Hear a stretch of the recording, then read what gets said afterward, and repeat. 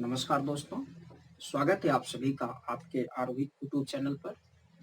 आज आइए हम आप लोगों को हम आंग्ल मैसूर युद्ध के संबंध में चर्चा करेंगे। इस समय आप जान रहे होंगे कि प्रारंभिक परीक्षा के दृष्टिकोण से हम चर्चा कर रहे हैं। तो दक्षिण भारत में आंग्लो और मैसूर से 4 युद्ध हुए थे। इन्हीं चारों युद्धों के संबंध में एक कॉलम के माध्यम से हम आपको समझाने का प्रयास कर रहे हैं। यहाँ से 25-30 प्रश्न आपके सामने हैं। निश्चित ही इस यूनिट से एक प्रश्न बनता है। कोई भी परीक्षा, चाहे आईएएस की परीक्षा, पीसीएस की हो या कोई एक दिवसीय परीक्षाएं हों, और यहाँ तक इस यूनिट से मेंस पर भी प्रश्न बनते हैं। मेंस पर कैसे बनेंगे इस पर हम सोच चर्चा कर लेंगे। लेकिन एक विनम्र निवेदन आप लोगों से है, जो हमारे इस चैनल पर नए व्यूअर हैं, प्लीज जो हमारे इस चैनल को सब्सक्राइब करके, लाइक करके, कमेंट करके देखेंगे, इससे मेरा आत्मबल बढ़ेगा।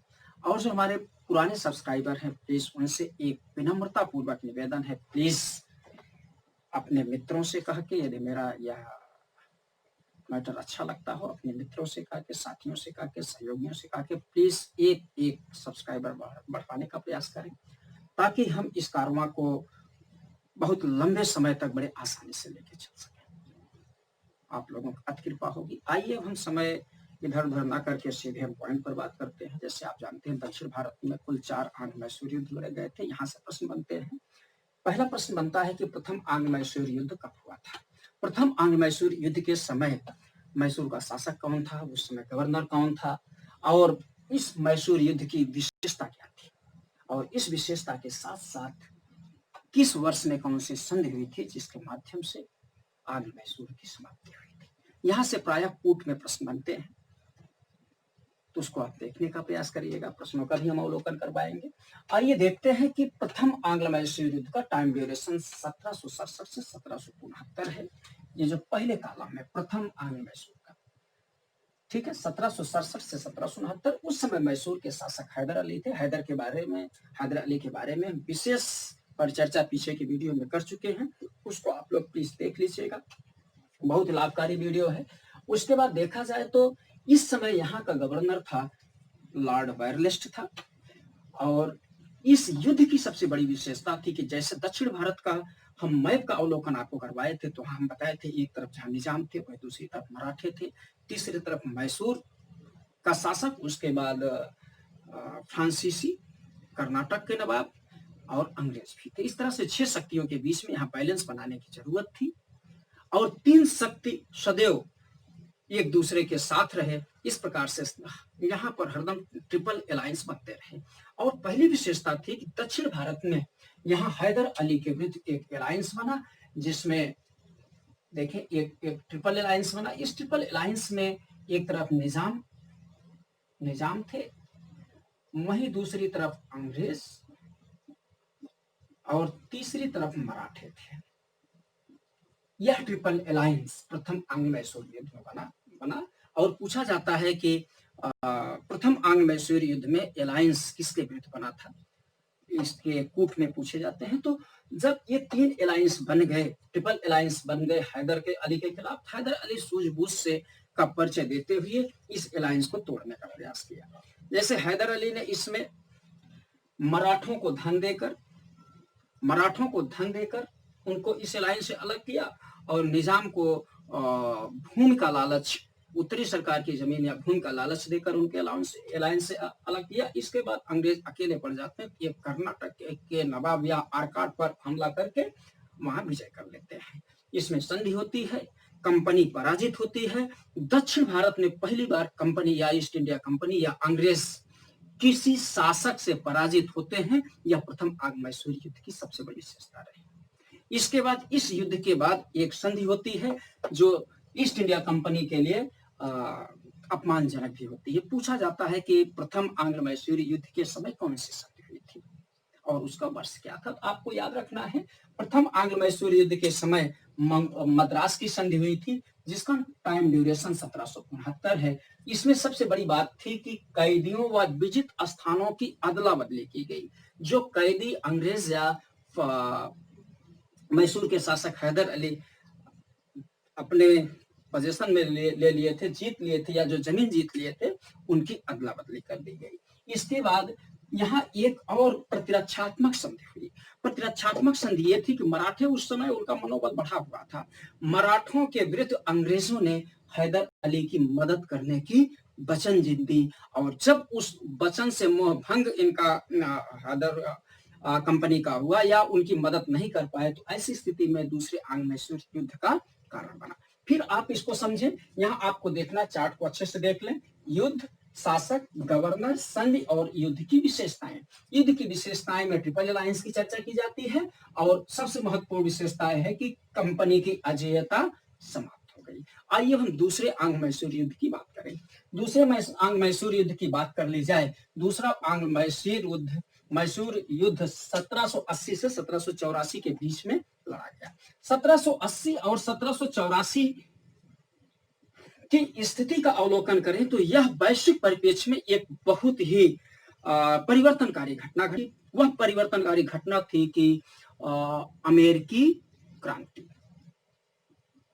1775 से लेकर 1783 तक यह क्रांति चली। कुल मिला के 8 वर्षों तक यह युद्ध लड़ा गया, और इसमें फ्रांसीसी और इंग्लैंड सदैव एक दूसरे के विरोध में रहे।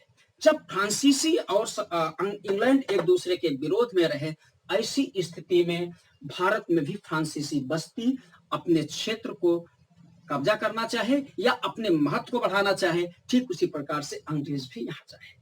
ऐसी स्थिति में 1771 स्थिति में जो यहाँ प्रतिरक्षात्मक संधि हुई थी प्रथम आंग्ल मैसूर युद्ध के दौरान मराठों के साथ, 1771 ईस्वी में मराठों ने हैदर अली के विरुद्ध आक्रमण किया, और उस आक्रमण में अंग्रेजों ने हैदर अली की मदद नहीं की। फलतः यह जो प्रतिरक्षात्मक संधि हुई थी वह संधि टूट जाती है। जब वह संधि टूट जाती है तो हैदर अली को अवसर मिल जाता है। ऐसी स्थिति में अब आप अमेरिकी क्रांति की चर्चा कर ले। अमेरिकी क्रांति में फ्रांसीसी जब इनके विपक्ष में रहे, इंग्लैंड के, जब फ्रांसीसी इंग्लैंड के विपक्ष में रहे, तो दक्षिण भारत में माही एक बंदरगाह था। माही फ्रांसीसियों की बस्ती थी। उस बस्ती पर वारेन हेस्टिंग्स कब्जा कर लेता है। जब कब्जा कर लेता तो ऐसी स्थिति में हैदर अली कहते हैं कि यह माही बस्ती मेरी है, मेरे अधिकार में है, जो फ्रांसीसी किराए पर लिए थे। फलतः युद्ध स्वाभाविक था और युद्ध छिड़ गया। जब युद्ध छिड़ जाता है, अंग्रेजों के विरुद्ध एक ट्रिपल अलायंस बनाया जाता है। पहले में देखे होंगे कि अंग्रेज हैदर अली के विरुद्ध ट्रिपल अलायंस बनाए, और यहाँ पर अब अंग्रेजों के विरुद्ध हैदर, निजाम और मराठों के बीच ट्रिपल अलायंस बनता है। ध्यान रखिएगा, यहाँ ट्रिपल अलायंस किसके विरुद्ध बनेगा? अंग्रेजों के विरुद्ध बनेगा। किंतु अंग्रेज अपनी कूटनीति के कारण इस ट्रिपल अलायंस को तोड़ देते हैं, और ट्रिपल अलायंस को तोड़ने के बाद 2 महत्वपूर्ण स्थानों पर युद्ध लड़ा जाता है। वह युद्ध, पहला युद्ध होता है कि हैदर अली के खिलाफ अरंदी के युद्ध में कर्नल बेली पराजित होता है। ध्यान रखिएगा, एक कर्नल बेली है। कर्नल बेली, वहां कोई प्लेस अरंदी है। पूछा जाएगा अरंदी के युद्ध किस आंग्ल मैसूर युद्ध के दौरान लड़ा गया था, तो आपको बताना है कि द्वितीय आंग्ल मैसूर युद्ध के दौरान अरंदी का युद्ध लड़ा गया था, जिसमें कर्नल बेली पराजित हुआ था। और हेक्टर मुनरो का नाम आप सुने होंगे। हेक्टर मुनरो जो बक्सर युद्ध का विजेता था, ध्यान रखिएगा, बक्सर के युद्ध का विजेता था, यहाँ पर आया और उसके भी पैर उखड़ गए। अपने साजो सामान छोड़कर तालाब में फेंक कर वो भी भाग निकला।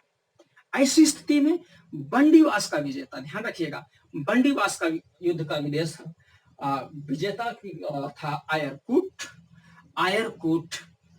उस समय ब्रिटिश ईस्ट इंडिया कंपनी के सेना प्रमुख था। ध्यान रखिएगा, सेना प्रमुख था। पूछा जाएगा द्वितीय आंग्ल मैसूर युद्ध के समय ब्रिटिश ईस्ट इंडिया कंपनी का सेना प्रमुख कौन था?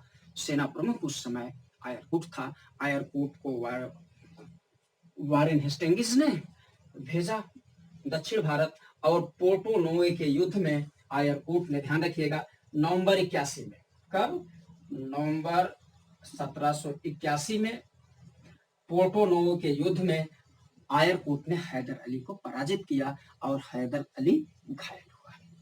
जब हैदर अली घायल हो गया तो 7 दिसंबर 1782 को एक संघातिक जो चोट लगा था, चोट नहीं भर पाया और हैदर अली की मृत्यु हो गई। तो हैदर अली की मृत्यु दूसरे युद्ध के बीच में हुआ था। ये भी आपसे पूछा जा सकता है कि हैदर अली की मृत्यु युद्ध के अंत में हुआ था कि युद्ध के बीच में हुआ था, क्योंकि यहाँ आप देख रहे हैं 80 से 84 तक युद्ध चला है, इसलिए युद्ध के बीच में 7 दिसंबर 1782 को हो गया। और अब युद्ध का पूरा दारोमदार शासन सत्ता का मैसूर के टीपू सुल्तान के हाथों में आ गया। आइए इस युद्ध आगे टीपू सुल्तान बढ़ा है और 1784 में दोनों के बीच में एक संधि हुई।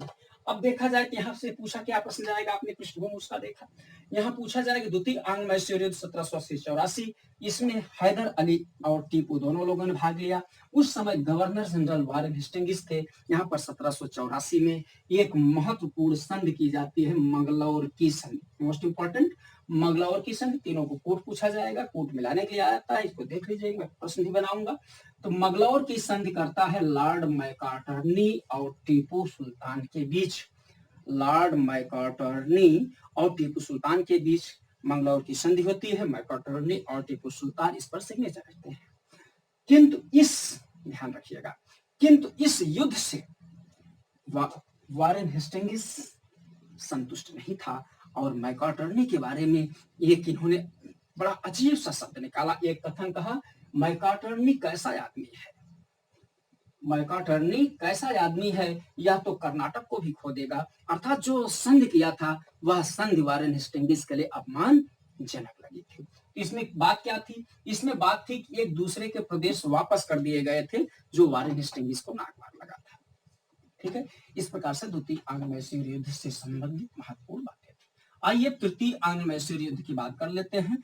तृतीय आंग्ल मैसूर युद्ध 1790 और 1792 के बीच में लड़ा गया। ध्यान रखिएगा, 1790 और 1792 के बीच में उस समय यहाँ पर लॉर्ड कॉर्नवालिस गवर्नर थे, जो 1786 से 1793, ठीक है, 1786 में यहाँ गवर्नर जनरल बनकर आए और ये पिट्स इंडिया एक्ट के तहत गवर्नर जनरल बन के आए थे। पिट्स इंडिया एक्ट की सबसे बड़ी विशेषता यह थी कि साम्राज्य विस्तार नहीं किया जाएगा। मोस्ट इंपॉर्टेंट बात कि साम्राज्य विस्तार नहीं किया जाएगा, क्योंकि साम्राज्य अभी उनके विस्तार करना उनके अनुकूल नहीं था। उन्होंने कहा कि ऐसी परिस्थितियों में छोड़ दीजिए भारतीयों को, वो शक्ति संतुलन अपने आप बना लेंगे, बैलेंस अपने आप बना लेंगे, उनको लड़ाओ। इस प्रकार से कुछ बात थी। तो कॉर्नवालिस थे, टीपू सुल्तान और कॉर्नवालिस के बीच में तृतीय आंग्ल मैसूर युद्ध लड़ा गया। इस युद्ध में टीपू की स्थिति काफी नाजुक हो गई थी और इस युद्ध में टीपू के विरुद्ध अलायंस बनेगा। ध्यान रखिएगा, अब इस युद्ध में टीपू सुल्तान के बीच अलायंस बनेगा। उस अलायंस में होंगे कंपनी, ध्यान रखिएगा, उस अलायंस में होंगे कंपनी, होंगे मराठे और निजाम होंगे। किंतु हैदर अली अपने कूटनीति के माध्यम से इसको तोड़ते हैं और हैदर अली इसी समय में कुस्तुनतुनिया और फ्रांस में अपना दूत भी भेजे। जो टीपू सुल्तान ने इस युद्ध में फ्रांस व कुस्तुनतुनिया में अपना दूत भी भेजे। इस युद्ध में मैं क्षमा चाहूंगा, इस युद्ध में टीपू सुल्तान ने भाग लिया था। तो टीपू सुल्तान की स्थिति नाजुक हो गई थी, इनके खिलाफ ट्रिपल अलायंस बने थे, कंपनी, मराठे और निजाम बनाए थे और उस गुट को इन्होंने आसानी से तोड़ा भी। और इसके साथ साथ कूटनीति का अपने परिचय देते हुए टीपू सुल्तान ने फ्रांस और कुस्तुनतुनिया में अपना दूत भेजा सहायता के लिए। ऐसी स्थिति में देखा जाए, इसी समय इस युद्ध में टीपू सुल्तान की पराजय होती है। बहुत महत्वपूर्ण यहाँ से प्रश्न पूछा जाता है। यहाँ 2-3 बातें बहुत महत्वपूर्ण है समझने योग्य। टीपू सुल्तान की इस युद्ध में पराजय होती है और इसमें पूछा जाता है कि इस युद्ध के समय गवर्नर कौन था। टीपू की पराजय होती टीपू सुल्तान के, तो यहाँ एक संधि होती है श्रीरंगपट्टनम की संधि। पहले में मद्रास, दूसरे में मंगलौर और तीसरे मतलब थ्री मतलब समझिएगा श्रीरंगपट्टनम की संधि होती है 1792। संधि में जो महत्वपूर्ण बात थी, टीपू सुल्तान अपने समस्त क्षेत्र का 1/3 हिस्सा कंपनी को दे देगा। 1/2 हिस्सा 1/2 हिस्सा कंपनी को दे देगा और इसी में एक जगह है जिसको आप जानते हैं बारामहल, डिडीगुल और मालाबार, यह भी दिया जाता है। बारामहल, डिडीगुल और मालाबार।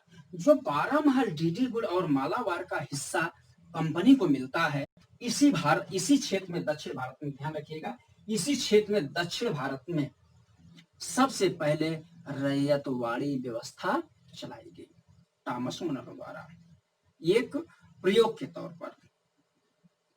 ठीक है। और इसके अतिरिक्त आपने देखा आधी जमीन टीपू ने दे दी, और इसके अतिरिक्त 3 करोड़ रुपए युद्ध के हर्जाने के रूप में देने पड़े। दूसरी शर्त थी 3 करोड़ रुपए युद्ध के हर्जाने में देने पड़े। ठीक है। तत्काल टीपू सुल्तान अगर 3 करोड़ रुपया नहीं दे पा रहा तो अपने 2 पुत्रों, जिनका नाम था, मोस्ट इंपॉर्टेंट है, जिनका नाम था अब्दुल खालिक, पूछा जाता है, अब्दुल खालिक और मुइजुद्दीन को बंधक के रूप में कॉर्नवालिस के पास रखा 3 करोड़ रुपए के बदले। ध्यान रखिएगा, आधी जमीन, 3 करोड़ रुपया, 2 पुत्र, महत्वपूर्ण बातें हैं। तो पुत्रों में कौन था? अब्दुल खालिक, मुइजुद्दीन, एक फतेह मोहम्मद भी था, किंतु फतेह मोहम्मद यहाँ बंधक के रूप में नहीं था। ठीक है, यह महत्वपूर्ण बात है। और इसी समय कॉर्नवालिस ने, ध्यान रखिएगा, मोस्ट इंपॉर्टेंट, इसी समय कॉर्नवालिस ने एक कथन कहा था कि मोस्ट इंपॉर्टेंट है, हमने अपने मित्रों को अधिक भयानक बनाए